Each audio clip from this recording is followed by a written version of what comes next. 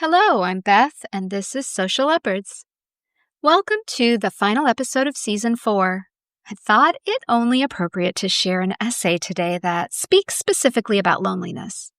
As a superfan of Substack, I have been following the work of Ryan Delaney, who has a newsletter called Beyond Self-Improvement. Among a variety of really engaging content, I came across this one titled The Loneliest Era in Human History: Why the Comfort of Convenience Leaves Us More Isolated Than Ever.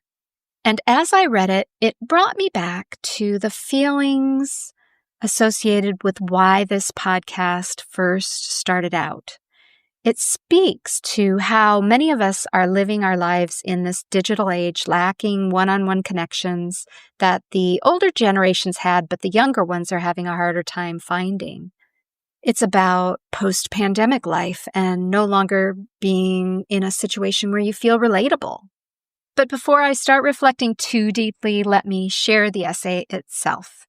Here we go. Dear friend, in 2023, the U.S. Surgeon General declared loneliness an epidemic, as deadly as smoking 15 cigarettes a day. Nearly 1 in 2 American adults now say they feel lonely regularly. That rise isn't random. In the last decade, daily screen time has doubled.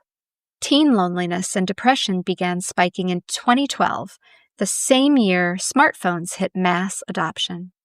The paradox is evident. The more connected we are digitally, the more isolated we feel psychologically and emotionally. How did we get here? 20 years ago, Apple sold us a dream. A world perfectly tailored to me. iPods, iPads, and iPhones. Everything you want and nothing you don't. It worked. Life got quieter, smoother, easier. Headphones blocked out the noise. Spotify delighted our ears. Netflix entertained us without leaving the house. Dinner showed up in a bag at the door. A quick thank you at best, hurried and hollow. Nothing like sitting in a restaurant looking a server in the eye and asking what they recommend. We called it convenience, comfort, freedom from petty annoyances. But look closer. The same bubble that cuts out irritation also cuts out people. And people, quirky, unpredictable, frustrating as they may be, are also hilarious, creative, and kind beyond measure. When we avoid people, we don't just bypass awkwardness. We do away with the very connections that make life rich, meaningful, and worth living. Everyday isolation. You don't have to look far. Isolation is everywhere once you see it. On the street, people still step into the road instead of making eye contact and greeting one another as if COVID allowed us to avoid each other indefinitely. Restaurants sit half empty. The clatter of silverware and conversation replaced by the emptiness of takeout bags. In elevators, we stand shoulder to shoulder, yet stare into our phones. On buses and trains, headphones block out the noise along with chance encounters. At coffee shops, laptops wall off people from each other. Face-to-face doctor's visits replaced by Zoom. Workouts alone in garages. Guilty. AirPods act as do not disturb signs. Even grabbing coffee without talking with a barista. And yet sometimes the spell breaks. A neighbor says hi. A cashier lights up when you ask about their day. For an instant, the world softens. You leave lighter, and so do they. Forgetting how to be human together. The danger isn't just loneliness. It's forgetting how to be human together. My 19-year-old stepdaughter lamented over dinner last week that when she's with her friend groups, the conversation sometimes trails off. Long, awkward silences where nobody knows what to say. She wonders if it's a friend thing or something else. She's not alone. A generation that grew up on screens is discovering that even when they're face-to-face, connection can feel stilted. When did being together start to feel so unnatural? Think about it. Most of our daily lives are mediated through devices. We text instead of calling. We tap an app instead of talking to a clerk. We swipe on profiles instead of striking up conversations. We Slack or DM colleagues instead of dropping by their desk. Little by little, we've lost the muscle memory of simple human contact. If we want connection, we have to create it. It doesn't happen by chance anymore. Without it, isolation turns us into strangers in our own world, isolated, disconnected, and unseen. The worst pain isn't grievances with people. It's the ache of loneliness and the emptiness of feeling invisible. Spiritual wisdom. Jack Kornfield once warned, "If we are not careful, we can easily find the great failures of our modern society, its ambition, materialism, and individual isolation, repeated in our spiritual life." Kornfield meant it as a warning about spirituality, but it speaks to life as a whole. If we're not careful, isolation seeps into everything, even the small daily moments that used to bring us together and enrich our lives. Zen master Dogen put it more simply. To be enlightened is to be intimate with all things. And intimacy isn't possible from within a bubble. It asks us to show up as we are, to risk the awkward moment, to allow interruptions, to be surprised, to let people in. That's the irony. What we often try to avoid in human connection is the very thing that makes life alive, satisfying, and sacred. The mountain. Not long ago, I went backpacking in the mountains. The trail climbed steeply through a boulder-strewn bowl until it opened to a wind-swept saddle. 2 guys were resting there, catching their breath.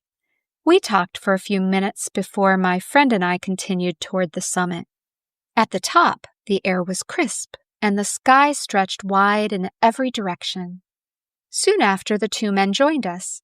We stood together at the top, trading stories while the sun shone and the wind blew. My friend teased me for talking so much, but I was unconcerned. The mountains were glorious. The ridgelines against the sky, the stillness of the lakes, the smell of sage and pine. I need that in my life. But when I think back on the day, it's not the view I remember most. It's the people I met. A mountain can awe you, but it can't connect with you. A flower can stop you on the path, but it can't leave you feeling seen. A clear mountain stream can captivate you, but it can't satisfy your hunger for contact. Only another human can do that. It's the people. We chase contentment in accomplishments, money earned, titles collected, ladders climbed, but none of it can replace the deeper sense of aliveness of human connection. The greatest joy in life isn't reaching the summit. It's the people we meet on the path and the meaningful moments we forge along the way. The end. I think the biggest point for me that stands out as I think about this essay is how easily we underestimate the transformative power of small, fleeting connections. As I was preparing this episode, I bolded and underlined one line that Ryan wrote. If we want connection, we have to create it. It doesn't happen by chance anymore. That is so true. In past seasons, Bea and I shared a variety of strategies to get out there and socialize, to feel more comfortable interacting in public situations. One of those suggestions was actually going through the checkout line instead of choosing the self-service register and chatting with the cashier. Another was to interact with those around you as you're in line. It can feel awkward at first, but it's almost like a social muscle that you can start strengthening over time. There's a valuable lesson about presence, the choice to be fully available to those we encounter, even just for a moment. It can have a ripple effect far beyond what we realize. In a world that often champions self-reliance and achievement, I find myself asking, how often do I really try to engage with others, and what might change in my life if I treasured those opportunities more? Ryan's essay also nudges me to reconsider that meaning of fulfillment. It's tempting to believe satisfaction can be found at some imaginary finish line, but perhaps it's really baked into the stories we exchange and the laughter we share, even if sometimes it's with strangers. If so, then what truly matters isn't only reaching our goals, but making sure we don't hurry past the people who give flavor and texture to our personal journeys. One of the most, I'll say the word again, I guess, even though I think I'm overusing it today, transformative events in my adult life was joining a meetup.com group for women. I joined at a time when the pandemic was still a concern, but the world had started opening back up. I attended a dinner at a restaurant, and one of the participants there was my former co-host, B. If you go way back to the second episode, I shared that I thought B was glamorous, and I felt a little frumpy to sit across from her. But I tried hard not to judge based on her designer outfit and her perfect makeup. And, given her a chance, she was super nice. And eventually I became the best of friends with her. And actually, I'm still friends with everyone who sat at that table during my first encounter with that group. I'm going to give a shout out to PJ, Piper, and Helene specifically. It took time to get to know them. And, for a while, I only had an hour or two once a month to interact with them, but I came to cherish those dinners and other random social events. I became really close to several people, actually. And it's now nearly 5 years later, and I still have those relationships to treasure. Through the Meetup app, there are several of us who plan events. I organize little afternoons to socialize. Sometimes we play board games or cards. Sometimes we meet at restaurants. Sometimes we host pitch-ins, just so we have a spot to hang out and enjoy one another's company. I've tried to organize 3 pool parties, and each of them rained out every time, so I've given up on that probably. Another person in our group organizes little campfire outings at parks. Yet another plans a group lunch at the same restaurant every month. And I've seen multiple friendships develop through these simple little outings. I've heard that Facebook and other social media platforms are good places to find groups like ours. Some are free, some you have to pay for, so it's kind of whatever is comfortable for you and that you can find that works based on where you live, but I highly recommend. Now, it's really hard to get out of a rut if you've been feeling lonely for a long time, especially if isolation is also a factor. It's so much easier to stay in and not try, not risking social interactions. Sometimes depression can be a factor that keeps you demotivated. I've actually chatted with some people who honestly don't know how to start socializing because absolutely everything they do is digital. I usually suggest that they start out by spending time outside because the sunshine is good for us, no doubt. It helps you feel lighter on a day when you're feeling heavy. A little exercise also boosts energy, which helps you with motivation. I'm actually thinking about starting a walking club on Meetup because I feel like if I could pair up a solid 30-minute walk with a small group of folks who I can talk to during that walk, that would be a really enjoyable outing. And then maybe add on a coffee shop stop at the end for those who want to continue chatting. So I guess in summary, reading Ryan's essay about loneliness has re-energized my passion for keeping strategies that focus on engaging with others as a lifestyle priority. Personally, I'm going to double down on my efforts to find time to spend with friends and acquaintances who may be potentially a close friend in the future. I think it's an investment worth pursuing. One last thank you to Ryan Delaney for his inspirational essay. Be sure to check out the show notes to read his bio and connect with more of his work. Again, his newsletter is called Beyond Self-Improvement.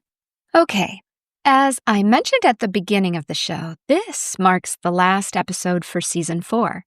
Now, usually between seasons, Social Leopards has taken a brief break, throwing in a short season trailer. This time, I'm going to skip that step altogether. Next week, I'll be launching Season 5, and the theme is Conversations with Myself. Each week, I'll be choosing a topic that hopefully resonates with the majority of adults, sparked by things that stick in my mind after reading them or things that I've discussed with friends and family. Next week, I'll be starting with a convo that's all about the voice inside your head, commonly referred to as your inner critic. And I'll be sharing ways to help that voice get quieter and hopefully for it to not show up quite so often.